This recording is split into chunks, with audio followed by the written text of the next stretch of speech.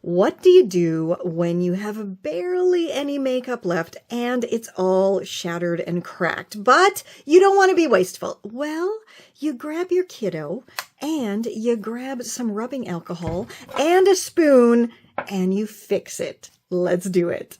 So first, my kiddo's going to grab the spoon and she is going to break up this little bit of powder here that is still stuck in the case.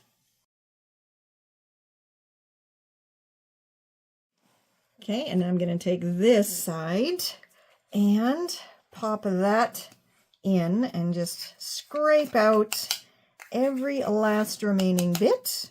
Lovely.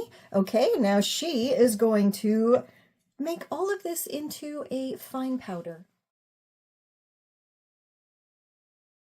So now we have quite a fine powder here. I'm going to add just a bit of the rubbing alcohol, like so.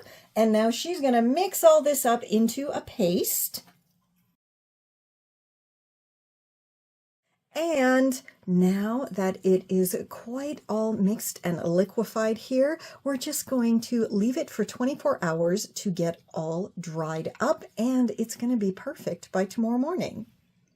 And after allowing it to set overnight, I'm left with perfectly repressed powder makeup that I can use again and again and again. And this works for every kind of powder makeup: blushes, eyeshadows, pressed powder, and of course, the rubbing alcohol smell totally disappears once it's dry and set.